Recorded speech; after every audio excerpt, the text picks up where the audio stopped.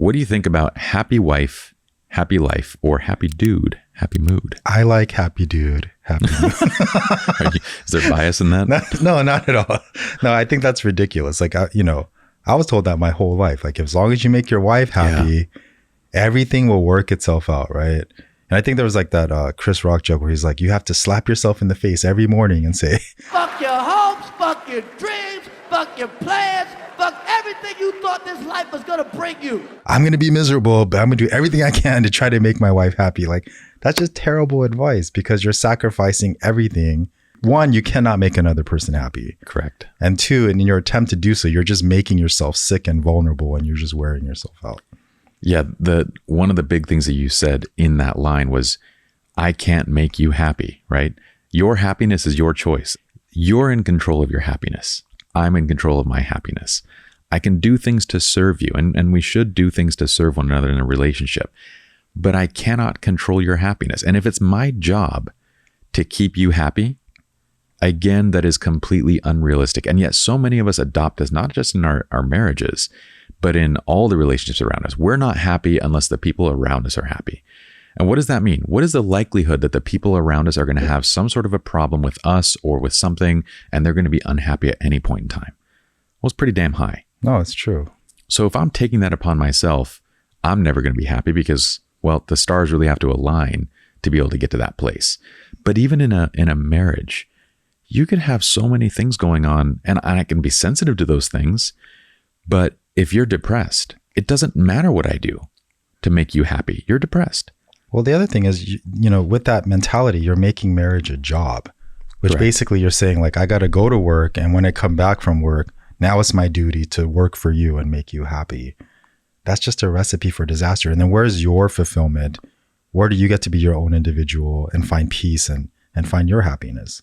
In a healthy relationship, we are going to both mutually serve one another. And the things that we do for each other are going to lift one another up and whatnot. Imagine happy wife, happy life, or happy dude, happy mood in an unhealthy relationship where you have one person that's potentially narcissistic, manipulative, or depressed, or they have other mental health issues. They have anxiety. They have things that are beyond your control.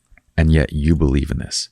You will literally lose yourself entirely. You're going to make yourself sick. Yes, you will make yourself sick. You will lose every bit of who makes you who you are is going to be gone in the service of this other person. And it won't be until you've reached that kind of critical failure point that you recognize what's happening.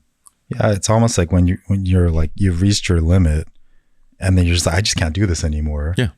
That's actually the sign of health because now you're starting to reclaim your independence. It won't look like it, but it is. You'll have a breakdown, which is like the first step towards getting better. Which is your breakthrough, which is actually you're waking up like, oh, this is unhealthy. Yeah. Yeah, like wake up. And you see this in like, with the couples that we have, like they have that mentality. Why don't you want to listen to me? Why don't you want to be my therapist? Yeah. Why don't you should just want to do this for me. And then they're like, I'm trying, but I'm tired too. Yeah. And I have needs too, but happy wife, happy life. And you could see the mentality there. And it's a very self-destructive mentality to have. It's completely insane because you look at any other practical notion of this idea, right? You get onto an airplane, you put your own oxygen mask on first before even helping children. In life, we look up to the people that have first succeeded. In every arena, health, you look to the people that have achieved it first for themselves.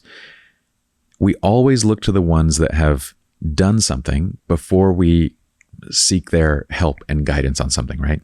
Yet in a relationship, we don't think that way. We don't think that I need to take care of myself first. I need to make sure that I am emotionally secure and I'm happy and I'm good. I'm in a good emotional place. Then I should be helping and serving my relationship.